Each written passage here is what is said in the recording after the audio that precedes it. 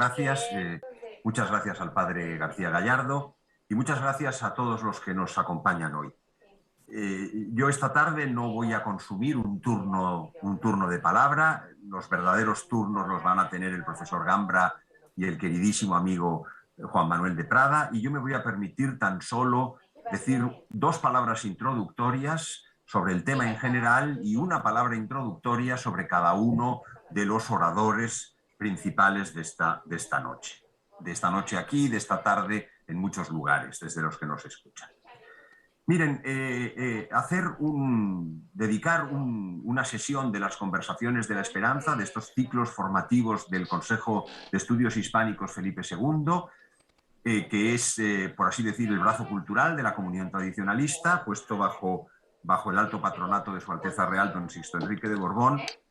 no tiene una finalidad erudita, no tiene una finalidad historiográfica,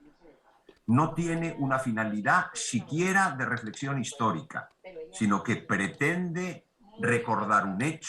un hecho capital en la historia de la cristiandad, que estuvo preñado de consecuencias para su futuro, porque de no haberse producido esta victoria, el avance de los turcos hubiera podido poner en riesgo nuestra civilización, de tal manera que la finalidad, como digo, no es erudita, sino que es de otra naturaleza. Es el de propiciar una reflexión y extraer lecciones del pasado precisamente para nuestro presente y para el futuro. Esto es esencial, lo cual no quiere decir que, evidentemente, ocupándonos de un hecho relevante del pasado, la perspectiva histórica o historiográfica no vaya a dejar de estar presente de modo destacado. Sería absurdo no hacerlo, pero sí decir que este planteamiento lo es al servicio de otra finalidad más alta. Se trata, como digo, de una victoria decisiva en la historia de la cristiandad, y porque frena, digamos, la expansión de los mahometanos, en este caso de los turcos. Hay que tener en cuenta que la religión llamada del Islam, la pseudo religión del Islam, ha sido un enemigo histórico de la cristiandad y de la fe católica, hasta el punto de que una buena parte de las realizaciones de la cristiandad han tenido que vérselas precisamente en lucha contra el Islam. Otra cosa distinta es que nuestra civilización no se haya vaciado por dentro a través de lo que es la secularización, que tiene un origen y una progenie protestante, pero que posteriormente invade el mundo católico, y a partir de ese vaciamiento de las virtudes y de la significación de la cristiandad y de la religión católica, no se haya producido en nuestros días un desarme intelectual y un desarme moral frente a una nueva invasión que los mahometanos realizan en nuestros días. Lo que ocurre es que, igual que en tiempos de la batalla de Lepanto, una liga al servicio de la cristiandad, capitaneada esencialmente por la monarquía católica, y les recuerdo que la monarquía católica es el nombre técnico de la monarquía hispánica, es decir, por Felipe II, y con otras alianzas, empezando por el Papa San Pío V, que tuvo un peso también importante, pues allí, digamos, se detuvo esa avalancha y ese avance del enemigo. Hoy, cuando en ocasiones, ante los nuevos hechos, hay quien alega que ciertas políticas de ciertas potencias ligadas con el Oriente Medio o incluso el Oriente más lejano serían una suerte de continuación del espíritu de cruzada que se desarrolló, entre otros, en Lepanto, realmente nos quieren hacer pasar mercancía de contrabando, porque esa política exterior que algunas potencias han realizado en Oriente Medio y continúan realizando no están al servicio de la cristiandad, sino que están al servicio de una contracristiandad, que es la vieja civilización cristiana convertida hoy en la civilización liberal. De tal manera que creo que tomar este tema no solamente nos sirve para hacer una reflexión sobre lo que significó en su momento el detener el mahometanismo, sino que también nos sirve de una reflexión, en este caso más melancólica y más triste, sobre cómo en nuestros días no existe una fuerza que se oponga con la claridad, con la nitidez que entonces se hizo a la primera, no era la primera en realidad, a aquel periodo, aquella oleada de expansión islámica. Bueno, para abordar este tema hemos invitado a dos personalidades extraordinarias de nuestro círculo de amigos. En primer lugar, el profesor Andrés Gambra es un catedrático de historia, recientemente jubilado, pero porque ahora la jubilación aquí llega muy pronto a personas en plenitud intelectual, en plenitud vital, en plenitud de todo tipo, como el profesor Gambra está. El profesor Gambra, los últimos años de su trayectoria en activo, los dedicó a la enseñanza de la historia del derecho en una universidad madrileña. Pero en puridad su dedicación ha sido múltiple. Se trata de un historiador completísimo, que lo mismo ha estudiado diplomática en el medievo español, que ha estudiado fenómenos de la Edad Moderna, como precisamente la monarquía hispánica. Próximamente saldrá un trabajo suyo sobre el asunto, o incluso de la historia contemporánea. Pienso singularmente en su importantísimo trabajo sobre la historia de la democracia cristiana y del catolicismo liberal. De tal manera que se trata de un historiador muy completo, con una gran capacidad de síntesis, capaz de presentar fenómenos complejos con una pedagogía enorme, y yo le agradezco particularmente que haya querido acompañarnos para hacer, en primer lugar, la introducción del encuadramiento del fenómeno histórico y de todas las variables que se conjugaron en este hecho admirable. Y en segundo lugar, le hemos pedido a otro queridísimo amigo que siempre colabora con nosotros generosamente en estas conversaciones de la esperanza y en todas las actividades de las fundaciones y de los círculos que coadyuvan y que convergen en estas actividades, que es el escritor Juan Manuel de Prada. Juan Manuel de Prada tiene en el corazón una figura, que es la figura de Don Juan de Austria. Es una figura de algún modo arquetípica, de tal manera que después de escuchar el planteamiento general y el cuadro general del fenómeno, vamos a tener ocasión de escuchar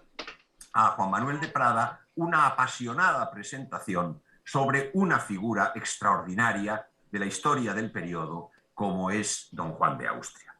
Yo creo sinceramente que por mi parte no debo decir una palabra más, sino simplemente agradecerles a todos que nos acompañen y pedir a el profesor Andrés Gambra que, si es tan amable, encienda su micrófono y su cámara y comience su intervención. Muchas gracias a todos. Muchas gracias, Miguel. Encantado de estar con ustedes. Les agradezco su presencia. Gran placer para mí encontrarme ante un público tan distinguido y de cuya paciencia espero no abusar en demasía. No es fácil hacer un resumen con tantas variables como indica Miguel en media hora. Yo voy a intentar hacerlo, pero dejo claro que son muchos los aspectos de esta intrincada y ambiciosa cuestión los que van a quedar naturalmente en el tintero. Se trata de ofrecerles simplemente a ustedes una síntesis, sin dejar por ello de señalar algunas de las líneas históricas más características de un fenómeno que tuvo una enorme complejidad. La batalla de Lepanto, la más alta ocasión que vieron los siglos pasados, diría Cervantes, ¿verdad? Que, como de todos es sabido, intervino y fue herido en esta batalla.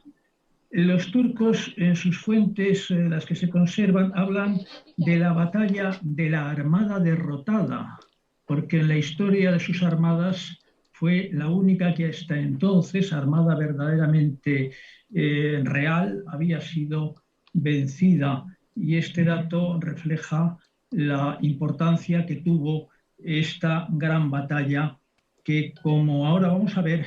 ponía término a un proceso histórico dilatado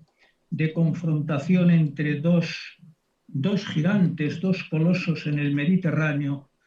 que había atravesado por un largo periodo en el cual uno de ellos, la potencia otomana, había llevado claramente las de vencer, hasta el punto de que se llegó a pensar entre los cristianos en su invencibilidad, que no podían ser derrotados, lo que Lepanto vendría a demostrar que no era así. Fue tanta la alegría que se produjo en la cristiandad que en todos los reinos, incluso en los de tendencia protestante o claramente protestante como la Inglaterra de Isabel, se celebró con festividades, con procesiones y con loas al Señor, que venía a librar a la cristiandad de una situación agobiante, opresiva, esa capacidad de avance, de progresión que demostraban los turcos en el Mediterráneo y también a escala continental, y que daba la impresión de que podía conducir a la ocupación de toda la cristiandad por aquel enemigo. Una guerra, una batalla que tuvo, por lo tanto, un gran significado de carácter geopolítico, pero también ciertamente altamente espiritual. Era un gran combate, el gran combate entre la cruz y la media luna, que había condicionado la historia de aquel siglo XVI. Hay historiadores que señalan que esta batalla, tal como se celebró, era la advertencia o la historia de una victoria conseguida y una victoria necesaria, porque los cristianos de la Santa Liga habrían tenido conciencia a través de los espías y de renegados que les habían explicado cuál era la situación de la flota turca, que ofrecía acentuadas deficiencias y les haría pensar que iban a ganar necesariamente. Esta hipótesis o este planteamiento es muy inexacto, porque en aquella época, en primer lugar, las informaciones que llegaban muchas veces eran confusas, contradictorias o equivocadas, y además las grandes batallas se celebraban en condiciones dificilísimas y las batallas navales de forma especial, dependiendo de la voluntad, de la climatología y de una serie de factores complejos de articulación de las flotas o de coordinación a veces enormemente difícil de producirse. Ahora citaremos una batalla, concretamente la batalla de Preveza, que se sitúa entre los antecedentes más importantes de la batalla de Lepanto, que viene a demostrar cómo la idea de que la superioridad aparente de las fuerzas implicaba la victoria no era necesariamente así. De ahí que muchos, o también desde una perspectiva contraria, pensaran en un milagro. Se había producido un milagro que venía a liberar a una cristiandad angustiada. El Papa San Pío V, promotor de aquella Santa Liga que había conducido a la victoria, antes de que se produjera el encuentro, había solicitado de los cristianos el rezo del Santo Rosario, que era una devoción que entonces empezaba a estar ampliamente en boga. Y efectivamente así fue. Y el Papa siguiente, porque San Pío V murió enseguida después de la batalla, Gregorio XIII atribuyó formalmente la victoria a la Virgen e instituyó la fiesta del Santo Rosario, ascribiéndola precisamente al día de la batalla en el Candelario, en el orden de las fiestas litúrgicas. Dos colosos, decíamos, van a enfrentarse en esta batalla. Por un lado estaba la monarquía católica española, efectivamente, como ha indicado Miguel. La monarquía católica española tenía una potente vocación mediterránea. Esta monarquía se había unido con los reyes católicos en torno al año 1479, con el advenimiento a la corona de Aragón como rey de Fernando, que ya era el rey consorte de Castilla, y se realiza la unión de España. La corona catalano-aragonesa, desde hacía muchos siglos, desde el año 1000 aproximadamente, los catalanes, Barcelona, venían proyectando sus actividades comerciales por el Mediterráneo con gran éxito, tenían una amplia experiencia, y luego, formada ya la Corona de Aragón, se incorporaron, pues como es bien sabido, las Islas Baleares, antiguo reino musulmán, y luego pues Cerdeña, Córcega y Sicilia, no Córcega, no, Sicilia, Cerdeña y el Reino de Nápoles. El Reino de Nápoles, que fue adquirido para la corona de Aragón por Alfonso V, y que Fernando el Católico, después de derrotar a los franceses en las guerras de Italia, integró definitivamente en la corona española. De forma y manera que puede afirmarse que al llegar el año 1500 el Tirreno era un mar español, en el que España ejercía un control, una tutela y una labor fundamental de protección frente a posibles adversarios y enemigos. Y por su parte Castilla, que tenía una proyección mediterránea anterior mucho más endeble, sin embargo, al producirse la conquista de Granada, adquiere una fachada mediterránea de gran envergadura, y por esas mismas fechas, en virtud del Tratado de Tordesillas, que fue un acuerdo con Portugal, en ese sentido, pues va a proyectarse sobre el norte de África, sobre Berbería, las tierras de Berbería, es decir, el Magreb, y la acción de Fernando el Católico en este campo también fue muy importante y con gran éxito, puesto que efectivamente en los primeros años del siglo XVI, en los 10, 12, 13, 14 años primeros de este siglo, se produjo un gran avance en esa dirección que llevó a los castellanos efectivamente a controlar toda esa zona de Berbería, desde Melilla, pasando por Mazalquivir, el Peñón de Benes de la Gomera y, en fin, en síntesis, hasta llegar a Túnez y hasta incluso Trípoli, porque toda esa zona estaba poblada de una serie de pequeños principados musulmanes dedicados a la piratería, que era uno de los temas más preocupantes y que mayor motivo había o incentivo había para ocupar esa zona, y que fueron o bien ocupados o bien situados bajo la tutela de la corona de Castilla. De alguna manera que a comienzos del siglo XVI la posición de la corona española en este sentido católico español era magnífica, ¿no? Es decir, había una proyección que parecía pleno auge, pleno éxito y muy prometedora. Fernando el Católico, cuando en el año 1510 reúne cortes en Tarazona y en Granada, habla de este tema y asevera que su voluntad, su deseo es llegar a conectar con Egipto y por ahí llegar incluso a los santos lugares, ¿no? Provocando el entusiasmo de los diputados asistentes a aquellas cortes, ¿no? Pero esta situación tan prometedora vino a quebrarse de forma rápida, cuasi repentina, ante la presencia de la segunda de esas potencias, que fueron los otomanos, efectivamente, la potencia turca. Los turcos efectivamente han avanzado durante los dos últimos siglos, desde formar 3 siglos, desde haber formado un pequeño principado en Anatolia, en Asia Menor, han avanzado hasta conquistar todo el imperio bizantino, han ocupado Egipto, han ocupado Arabia, los santos lugares de los musulmanes, Medina y la Meca, y se proyectan hacia el Danubio, amenazan la ciudad de Viena, que tendría que ser defendida luego por Carlos V, y se han convertido en una poderosa potencia situada pues sobre 3 continentes, que tiene una vocación guerrera que originariamente era terrestre, pero que ahora en estos momentos y por influjo en parte de los bizantinos está adquiriendo una proyección marinera muy importante, destinada a ocupar enclaves en el Mediterráneo y evidentemente a saquear las posiciones cristianas. Y aquí se dio un fenómeno de enorme gravedad, y fue la conexión entre ese imperio marítimo otomano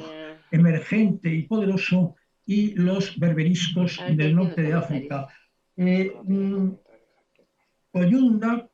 coincidencia, alianza que tuvo 2 protagonistas, que fueron el gran sultán que portó el título de califa, Solimán el Magnífico, y el gran pirata, figura clave en toda la primera mitad del siglo XVI en este aspecto, que fue el muy célebre Barbarroja. Barbarroja pirata berberisco se ha instalado en Argel y a lo largo de 30 años desarrolló una labor depredadora terrible que le llevó a saquear en innumerables ocasiones los puertos de Sicilia, del sur de Italia, del Adriático, de la península ibérica, llegando incluso en alguna ocasión a ocupar por un tiempo el peñón de Gibraltar. Y entabló relación con, cosa que no habían hecho los berberiscos o príncipes berberiscos anteriores, con el califa de los turcos, que le nombró bey de Argel y le dio luego el título nada menos que de Capudán Pachá o almirante en jefe de la flota mediterránea. De manera que a partir de ahora estas dos entidades cuyo funcionamiento era distinto, el Imperio Otomano y los piratas berberiscos, pasaron a aliarse coincidiendo en el mismo espíritu religioso, coincidiendo también en el mismo proyecto de saqueo y depredación de los cristianos, sin perder su autonomía, ¿verdad? Coincidían en sus acciones durante el verano y llegado el invierno, cada uno regresaba a sus propias bases. Su acción, y no voy a entrar en más detalles para no cansarles a ustedes, fue terrorífica. Carlos V recuperó esa vocación de control del norte de África y en un determinado momento reconquistó Túnez, pero luego fracasó ante Argel y Túnez fue luego nuevamente ocupado por los musulmanes. La situación fue haciéndose cada vez peor. Hay dos hitos especialmente señalados, tratando de abreviar esta historia. Uno de ellos, muy significativo, que fue la batalla de Preveza. La batalla de Preveza, que es un lugar del que ustedes no sé, tal vez sí habrán oído hablar, se encuentra situado a orillas del Mar Jónico, en las costas de Grecia, al norte de donde se encuentra precisamente la entrada del Golfo de Corinto, donde está el Golfo de Lepanto y el Golfo de Patras, que forma como la entrada de ese brazo de mar que separa la Grecia actual, la Grecia continental actual, del Peloponeso, ¿no? Que es un lugar estratégico de primera importancia. Bueno, pues muy cerca de Lepanto se encuentra la localidad de Preveza y ahí es donde se celebró una batalla de gran envergadura, con unas flotas que tuvieron unas dimensiones no demasiado alejadas de las que luego van a confrontarse en la batalla de Lepanto, y que tuvieron también como fundamento la constitución de una primera Liga Santa promovida por el Papa de entonces, Pablo III, que logró unir por primera vez a venecianos y españoles, en este caso Carlos V, para luchar contra la amenaza terrible que representaba Barbarroja. No era la primera vez, por lo tanto, Lepanto no significó la primera vez en que se dio una alianza de este tipo ante la presión pujante de los turcos, representada por una de las figuras que más daño ha causado a la cristiandad de su tiempo, que fue Barbarroja. Y aquella batalla, que tuvo su historia, que no vamos a hacer aquí, tuvo sin embargo un desarrollo parecido de alguna manera al de Lepanto, pero con el resultado exactamente contrario. Fue una ominosa derrota de los cristianos. Falló ahí el comandante de la flota, que luego reaparecerá en Lepanto, que fue el célebre Andrea Doria, tal vez por falta de entusiasmo, tal vez porque no se sentía cómodo con sus adversarios de siempre, de los genoveses, venecianos. Allí no puso, digamos, toda la carne en el asador y el caso es que la batalla terminó convirtiéndose en un verdadero desastre que dejó aterrada a la cristiandad. Y luego siguen estos combates, estos enfrentamientos con muchos nombres y detalles de los que yo les hablo a ustedes gracias ahora. Y se llega, hablábamos de esta batalla de Preveza que fue en 1537, pasamos al año 1560, en el que se produjo una segunda confrontación de carácter desastroso para los cristianos. Es decir, hay de momento dos grandes batallas en la historia de este siglo XVI, aparte de innumerables encontronazos o choques de carácter más local, que fueron la batalla de Preveza y la batalla de las islas de Hierba o archipiélago de Gelbes, que es un conjunto de islas, una de ellas más importante, la isla de Yerba, que se encuentra situada en el Golfo de Gabes, entre Argel y Trípoli. Ocurre que efectivamente en Trípoli, ¿Y dónde hemos está el doctor? hablado de Barbarroja en Argel, pues unos años después, en Trípoli, un discípulo de Barbarroja, el célebre pirata Dragut, había convertido al reino de Trípoli en otra de las bases, segunda base en el norte de África, con un poder y una actividad pirática arrolladora. ¿El qué? El ¿Suburbio? duque de Medinaceli, virrey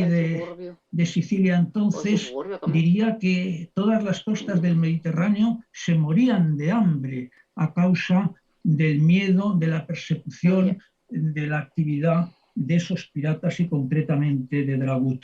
Y el duque de Medinaceli, con autorización naturalmente de Felipe II, ayudado por el gran maestre de Malta, pues atacó a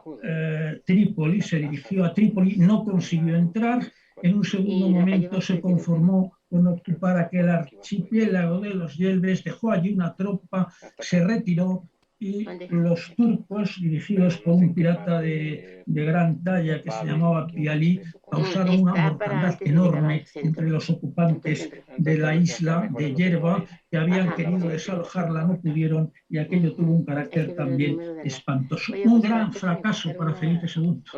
porque Felipe II llevaba reinando y aquella derrota pues señaló un mal comienzo y una espina grave. Ferdinand Brodel, que es uno de los grandes historiadores de este tema, señala que la experiencia de Yerba no fue completamente negativa y señaló de alguna manera un cambio de coyuntura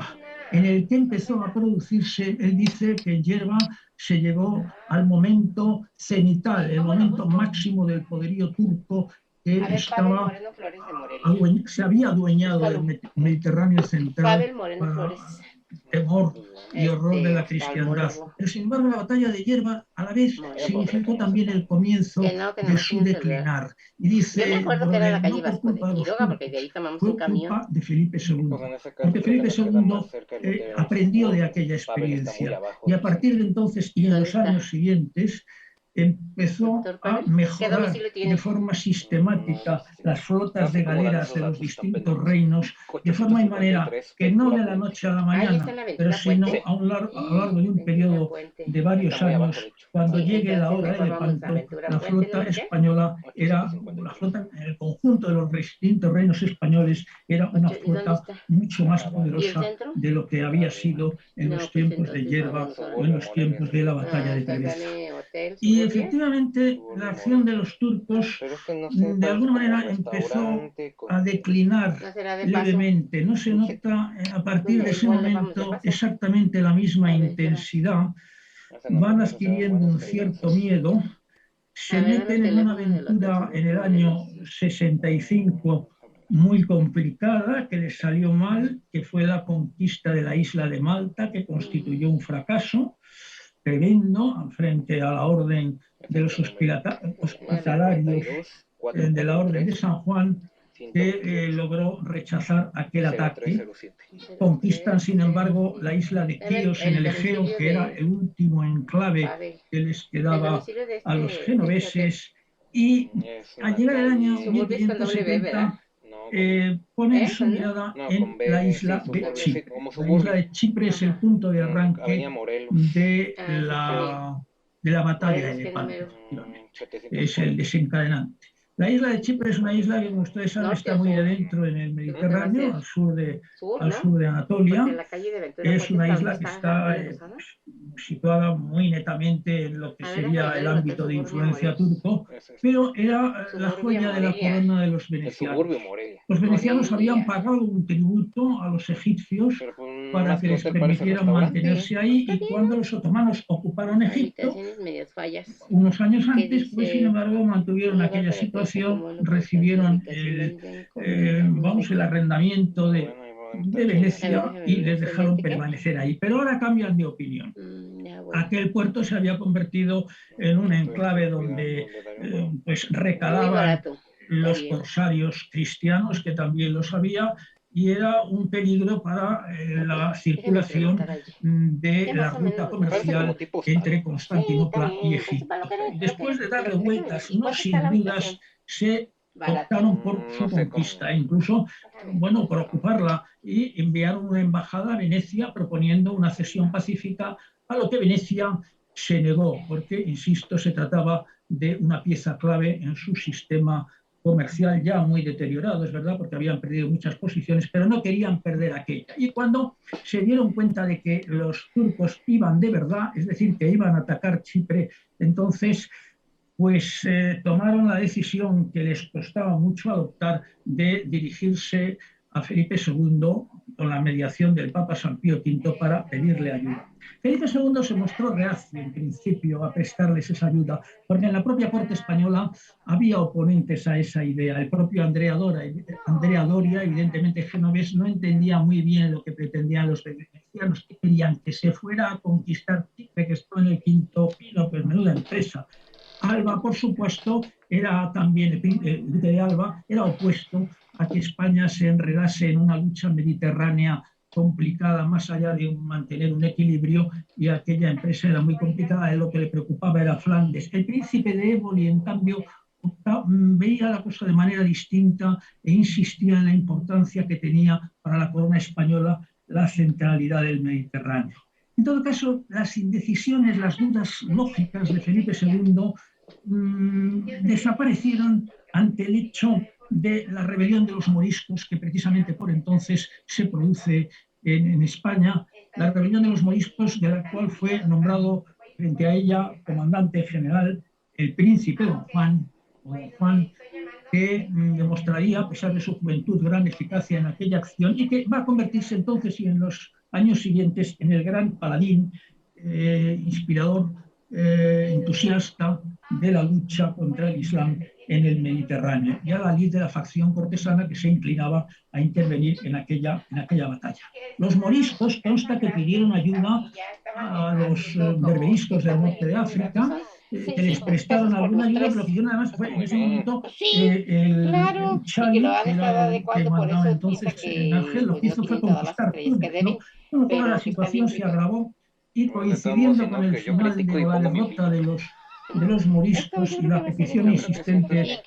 Pío V, que ofreció más ayuda económica a Felipe II, Felipe, el rey, consciente de la importancia ya de aquella empresa y del deseo de liberar a la cristiandad de aquella tortura, pues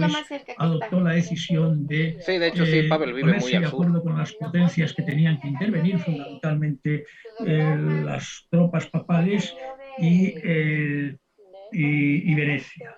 Y se va a emprender un proceso de conversaciones que fue largo, complicado, que se realizó bajo el signo del deseo de combatir al Islam y defender la cruz de Cristo, pero también con muchísimos recelos y Pero pregunta de todos modos, para que sepamos. Porque no era fácil tratar, por ejemplo, con los venecianos. Y había capaz que ahora ya viven en la colonia de Don Ramiro, ¿no? Estaban las ideas muy claras, porque la empresa efectivamente era un desafío gravísimo, ¿no? Se trataba de poner en marcha las múltiples flotas de la corona española, labor muy difícil. Pero finalmente en Roma se llegó a un acuerdo, y el 25 de mayo de 1571 el Papa proclamó oficialmente la constitución de la Liga Santa, el momento en el que justamente Don Juan, que estaba allí en Roma, se dirigió a Barcelona para poner en marcha la concentración de la flota española y reunir las flotas italianas que se tenían que reunir finalmente en Messina, en Sicilia, ¿no? La elección de Messina era muy acertada, porque Messina es un enclave que está frente al mar Jónico, que al norte tiene el estrecho de Otranto y la vía de entrada hacia el mar Adriático, que tiene enfrente efectivamente al Golfo de Corinto, que más hacia el sur o hacia el sureste podía dirigirse en dirección a Creta o hacia el norte de África, porque en realidad sucede que en ese momento y en los siguientes no estaba claro de dónde tenía que ir la flota, porque el avance de los turcos en Creta ha sido rápido. Han conquistado casi toda la isla menos una plaza, la de Famagusta, que tardarían un año en ocupar, pero pretender acudir allí directamente era prácticamente imposible. Entonces, a fin de cuentas, de lo que se trataba era de hacerles daño, de disminuir su potencia en algún punto determinado. ¿Dónde se debatía? Parece que Felipe II pensaba en la conveniencia de dirigirse al norte de África. Finalmente, las cosas se fueron clarificando. Famagusta fue conquistada, cruelmente tratados sus soldados, que fueron los jefes que se habían rendido de forma pactada, ya lo hemos dicho, pues fueron ejecutados brutalmente. Y finalmente pues, se decidió la conveniencia de buscar a la flota turca allí donde estuviera. ¿Y dónde estaba la flota turca?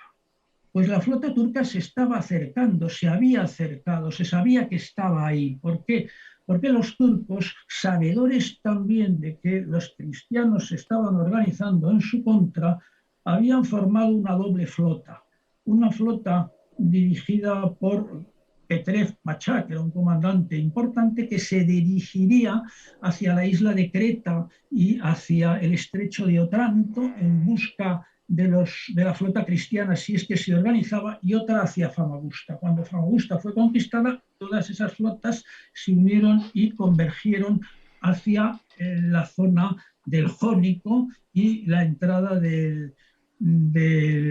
Golfo de Otranto y del Adriático.